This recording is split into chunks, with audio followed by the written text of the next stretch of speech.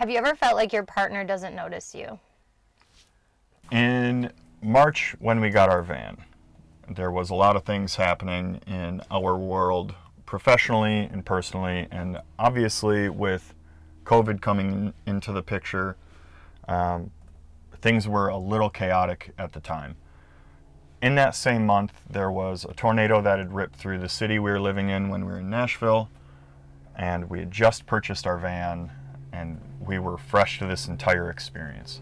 After we dealt with our panic, we packed up our van, unfinished, unprepared from Nashville, and we moved back home to Wisconsin.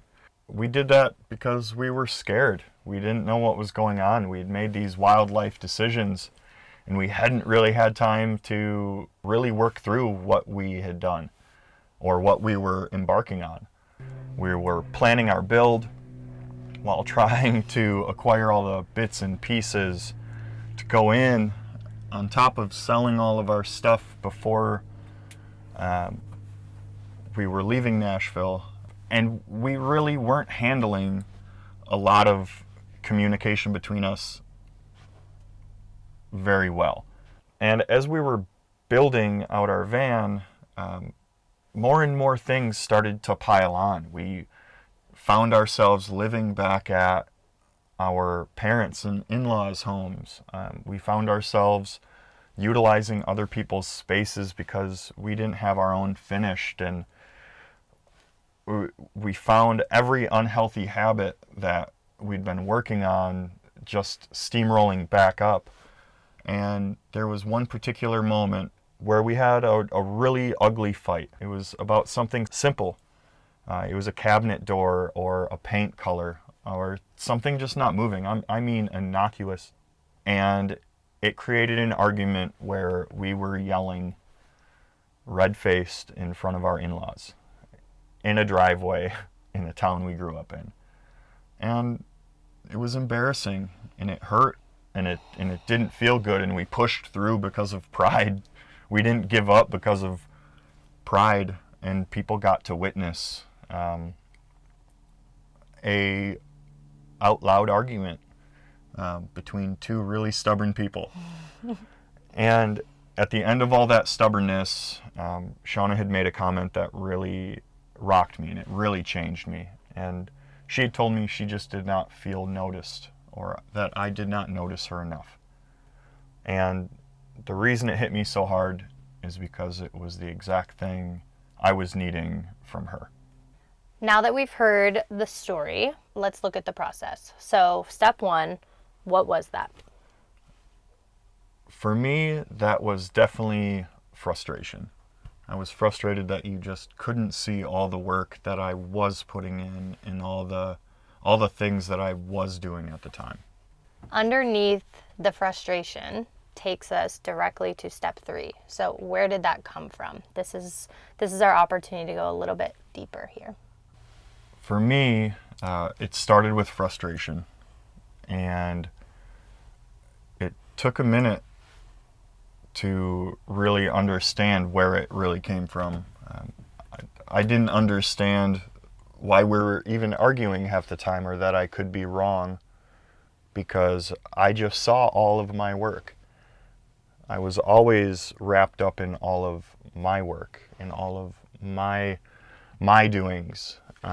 So when we were having arguments and conversations, it was this mine and you at the time, and it was this weird separation. And I realized the frustration just came from me not noticing me in my hard work, because you were doing your hard work too. You were wrapped up in all of that same stuff that I was, just in a different capacity, and I couldn't see you either. Let's look at step 3B, which is, and is this yours? Step 3B, is it yours? It is for sure mine. My frustration turned into lack of self-confidence really fast. And I think that self-confidence came from not feeling noticed for years, potentially. I know I didn't notice myself until we had this blow up, so I can only imagine it's been that long.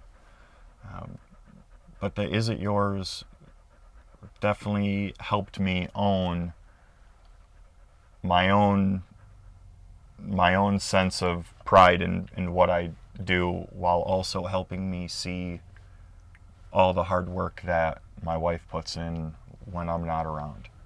For the last step, application and course correction, what has that looked like for you?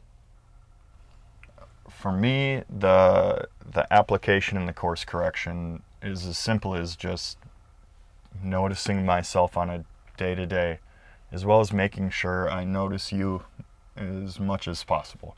If I want to be noticed by you, I feel it's only fair that I notice you as much. And it's really kind of worked out in a wonderful way so far. So I'm going to lean into that and try to keep that going.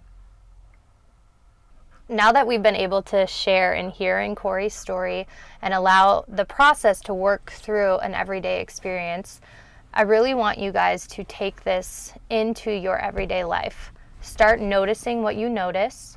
Ask yourself to become aware of what's coming up when that's happening.